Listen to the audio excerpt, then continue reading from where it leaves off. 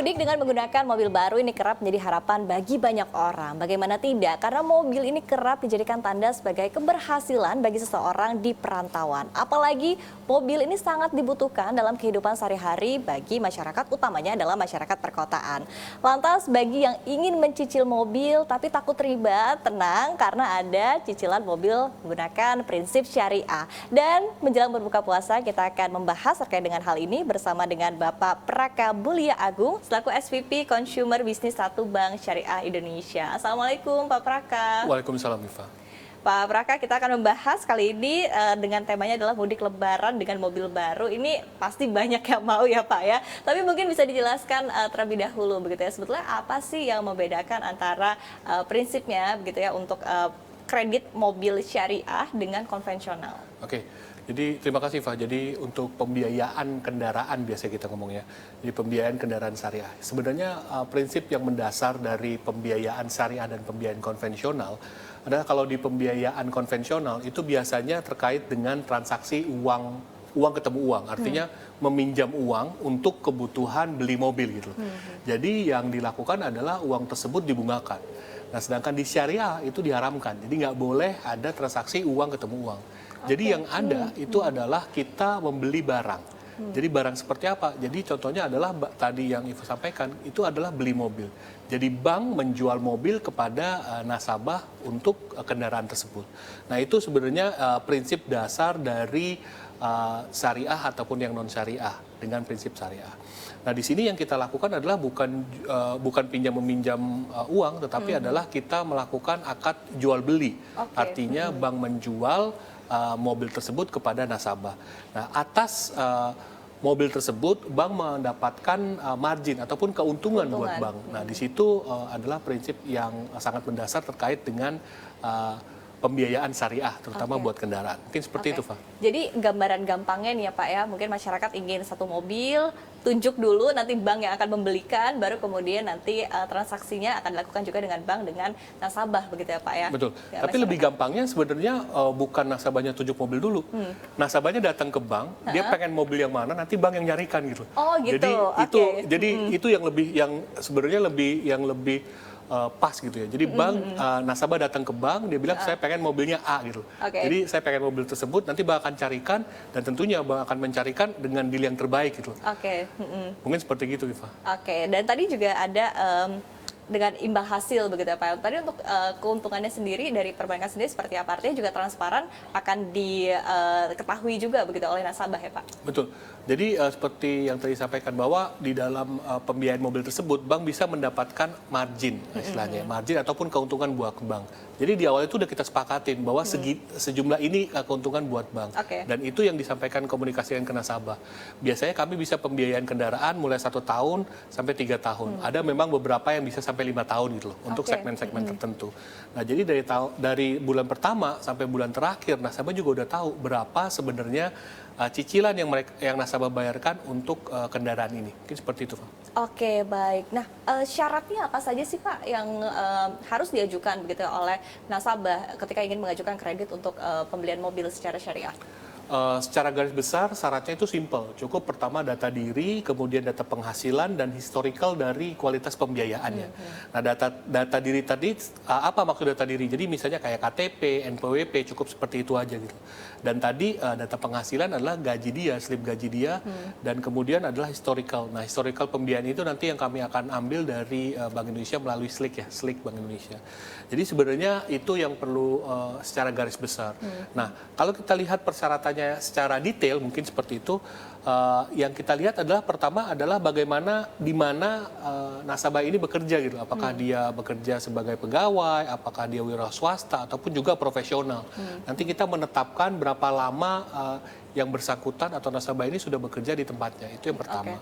Yang kedua kita sampaikan di mana yang nasabah ini tinggal gitu, apakah dia sewa atau rumah tinggal sendiri ataupun kos. Nah itu juga melihat bagaimana tingkat resiko dari nasabah itu sendiri. Dan yang terakhir tentunya tadi historical pembiayaan dia lancar selama 3 bulan terakhir. Mungkin itu yang perlu dijaga kali, Pak. Oke, nah terus dari penilaian perbankan sendiri begitu ya, ketika ada seseorang yang ingin mengajukan kredit pembelian mobil melalui tadi ya secara syariah dan hitung-hitungannya begitu ya, kira-kira ini mampu atau tidak, apalagi juga biasa kan ketika ada yang ingin membeli mobil, ini kan tidak sedikit juga dari kalangan milenial ya Pak ya, mungkin baru lulus, baru bekerja, kemudian ingin membeli mobil begitu. Nah ini seperti apa untuk perhitungannya begitu, apakah memang seseorang dinilai mampu atau tidak untuk mengajukan kredit pembelian mobil? Oke, secara garis besar bahwa untuk pembelian mobil sama dengan pembiayaan lainnya, kita melihat sepertiga dari income. Nah, biasanya sepertiga dari penghasilan tersebut untuk cicilan. Nah, cicilan ini bisa aja 30% itu untuk cicil mobil semua gitu. Nah, tapi harusnya teman-teman kan bisa ngelihat bahwa ada sebagian untuk cicil rumah, sebagian untuk cicil kendaraan, atau sebagian untuk berlibur lah, kurang lebih seperti itu. Nah, jadi ini yang perlu dilihat adalah bagaimana milenial ini bisa mengatur keuangan mereka gitu. Tapi secara garis besar ya kurang lebih 30-40% dari penghasilan dia untuk cicilan. Seperti itu mungkin. Oke, tadi paling tidak minimal 30% begitu. Tapi tadi sekali lagi juga perlu diperhitungkan sendiri secara matang begitu, secara finansial juga, secara perorangan ya Pak ya. Nah kemudian tapi tidak sedikit juga mungkin yang ingin membeli mobil bukan untuk konsumsi ataupun juga bukan untuk penggunaan pribadi Pak. Ada juga yang apalagi milenial ya Pak ya, sekarang kan juga sudah mulai jago-jago nih Pak, bikin bisnis, kemudian juga bikin kantor segala macam gitu kan, dan termasuk juga membutuhkan mobil atau kendaraan diantaranya begitu. Nah, apakah memang ada pembeda Pak ketika seseorang ingin membeli mobil untuk usaha dan juga mobil untuk penggunaan pribadi? Oke. Tentunya ada perbedaan. Perbedaannya yang mendasar adalah satu adalah dari jenis mobil itu sendiri. Nah, jenis mobil itu sendiri kita melihat dari mobil jenis mobil itu penumpang atau komersial gitu. Komersial misalnya kita bilang apa? Misalnya pick up. Nah, dari situ kita melihat juga bagaimana bisnis itu ke depannya gitu. Jadi artinya penghasilan yang tadi disampaikan tidak hanya penghasilan bulanan, tetapi dari penghasilan dari bisnis itu sendiri gitu. Ya, jadi memang kita membedakan. Dan pembedaan ini pun juga kita lihat bagaimana berapa besar down payment ataupun uang muka pertama untuk pembelian kendaraan tersebut. Nah, itu merupakan bagian dari willingness nasabah itu sendiri untuk bisa memastikan bahwa ownership dari kendaraan itu sendiri gitu. Artinya untuk mau pribadi ataupun juga nanti yang untuk usaha. Oke, baik. Kalau untuk mekanisme pembayarannya sendiri seperti apa Pak? Kalau misalnya kita bandingkan ya misalnya dengan KPR Syariah, ini kan memang salah satu strength point-nya adalah karena imbal hasilnya memang sudah disepakati di awal dengan artinya nasabah juga tahu begitu kan kira-kira akan bayar berapa sampai dengan tenggat waktu sekian gitu. Nah, apakah sama dengan di cicilan untuk kredit mobil ini sendiri Pak? Betul. Karena akadnya adalah tadi akad jual beli ataupun istilahnya ada akad murabaha. Akad jual beli itu konsepnya sama, bahwa dari berapa harga pokoknya ada keuntungan untuk bank. Dan itu adalah harga jual yang kita berikan kepada nasabah. Dan nasabah itu bisa mencicil dari bulan pertama sampai bulan terakhir. Maksudnya dari tahun mau 1 tahun, mau 2 tahun, ataupun mau 3 tahun. Nah, dari hal tersebut itu pasti sama. Jadi nasabah itu tahu dari awal sampai akhir berapa sebenarnya cicilannya. Jadi nggak jauh beda sebenarnya dengan prinsip syariah dengan akad murabah ataupun jual beli. Oke, dan ini juga menjadi keuntungan ya Pak ya tadi untuk mengajukan kredit mobil secara syariah ketimbang konvensional ya Pak ya. Betul. Tapi ada keuntungan lainnya nggak sih Pak? Betul. Jadi tadi kalau kita bilang bahwa pembiayaannya secara syariah ya udah jelas dari awal.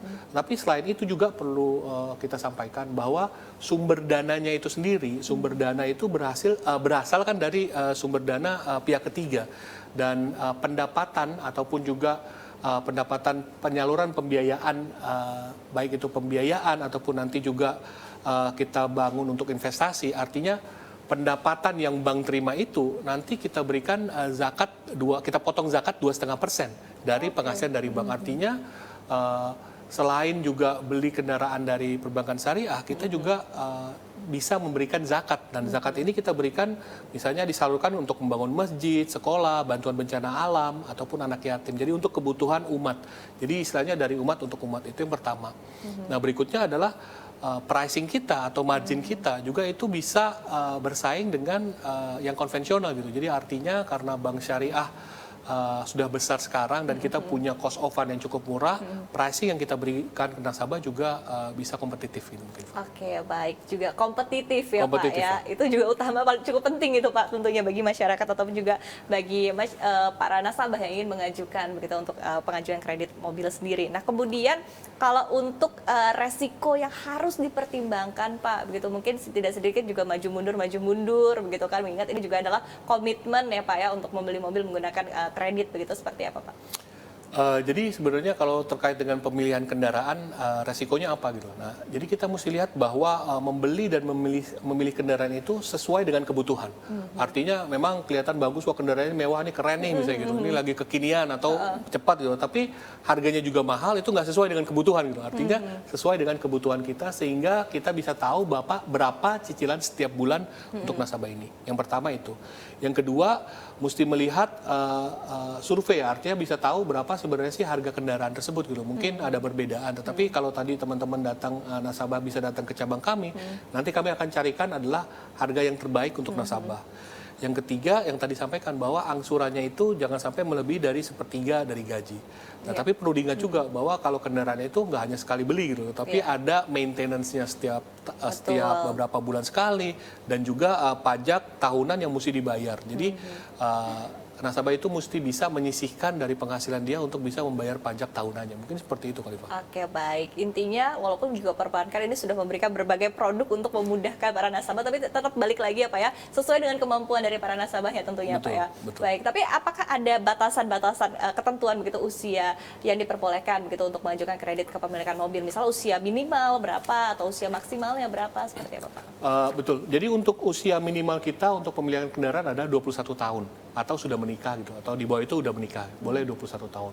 Dan maksimal umur adalah sebelum pensiun ya artinya. Jadi karena penghasilan kita kan sebelum pensiun. Jadi kalau misalnya untuk yang pegawai biasanya rata-rata pensiun di 55, ataupun juga yang wira swasta atau bisnis biasanya di sekitar umur 65 lah usia produktifnya. Jadi artinya itu yang perlu diperhatikan. Dan tadi batasannya adalah kurang lebih sepertiga dari penghasilannya untuk bisa cicilan. Mungkin seperti itu. Begitu ya Pak.